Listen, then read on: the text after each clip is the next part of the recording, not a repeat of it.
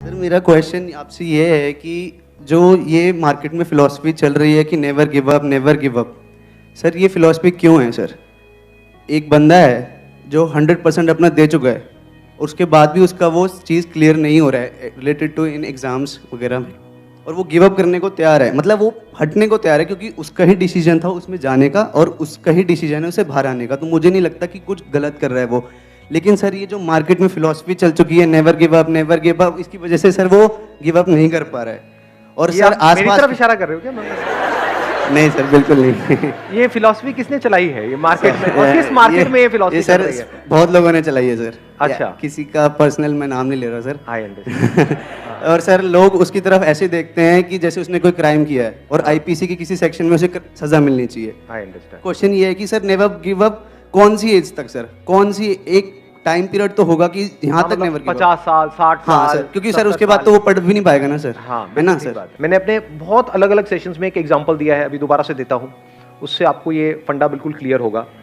देखो, अगर for example यहाँ पर दीवार में हम कील ठोक रहे हैं, आप कील ठोकने की कोशिश कर रहे हो, 5 मिनट हो गए, 10 मिनट हो गए, 1 घंटा हो गया, 2 दिन हो गए, डेली आकर के यही करते रहते हो, और वो कील टेढ़ी होती चली जा रही हैं, काफी सारी कीलें खराब हो गई हैं, लेकिन वो अंदर नहीं जा रही है। तो क्या वहां पे फिलॉसफी काम आएगी कि नेवर गिव अप, लगे रहो, कभी तो जाएगी, कभी तो जाएगी। हो सकता है वहां पे पीछे कोई लोहे का बीम हो जिसके आर पर वो जा ही नहीं सकती, और अगर चली भी गई 10 साल बाद तो it is not worth it कि 10 साल तक आपने किया क्या है, कील ही तो ठोकी है। तो समझ पा रहे हो मैं क्या कह रहा हूं? या तो एक्चुअल में कोई बहुत बड़ा काम कर रहे होते कि ठीक है 10-20 साल लगाए, उसके बाद में कुछ किया आपने। क्या किया भाई? 20 साल लग गए और एक कील ठोक दी मैंने, तो बड़ा अच्छा काम किया आपने। तो अब यहां पर क्या फंडा काम आएगा? यहां पे समझदारी चाहिए कि अगर कील अंदर नहीं जा रही तो क्यों नहीं जा रही। Getting my point? अब यहां पर you are not giving up, neither you are saying कि नहीं मेरे को लगे रहना है। इन दोनों से सक्सेस नहीं मिलती है। सक्सेस मिलती है जो भी आप काम कर रहे हो उसमें जो सक्सेसफुल होने का रास्ता है, जो तरीका है, उसको क्रैक करके। दोनों में फर्क समझ आया? कि अब वहां पे मोटिवेशन काम आने वाला है कील ठोकने में, क्या डिमोटिवेशन काम आएगा? नहीं, कील तो कभी अंदर जा ही नहीं सकती, यहां नहीं जा सकती तो कहीं नहीं जा सकती, दुनिया की किसी दीवार में नहीं जा सकती। यहां पे ना तो डिमोटिवेशन काम आने वाला है ना मोटिवेशन। तो क्या काम आएगा? Questioning. Questioning is the beginning of intelligence. कि अगर ये कील अंदर नहीं जा रही तो क्यों नहीं जा रही? औरों की जा रही है, मेरी नहीं जा रही, क्यों नहीं जा रही? जैसी क्वेश्चन बीच में आ जाता है और अगर उस क्वेश्चन को आप पकड़ करके रखते हो और जितनी देर तक आप क्वेश्चन के साथ ठहर सकते हो उतने ही आप समझदार हो। जैसे ही आपने क्वेश्चन पूछा कि भाई ये कील अंदर क्यों नहीं जा रही, अब एकदम से आपको जवाब मिलेगा, अच्छा हो सकता है यहां पर कुछ गड़बड़ हो, इसके पीछे हो सकता है लोहे का कुछ हो सकता है कील में कुछ गड़बड़ हो सकता है इसको अंदर ले जाने के लिए हथौड़ा चाहिए होता है और मैं अपने हाथ से ही लगा हुआ हूं, मेरे हाथ में खून निकल रहा है। समझ गए मैं क्या कह रहा हूं? हाँ, अभी आप हंस रहे हो बट ऐसे ही हम लाइफ को जी रहे हैं।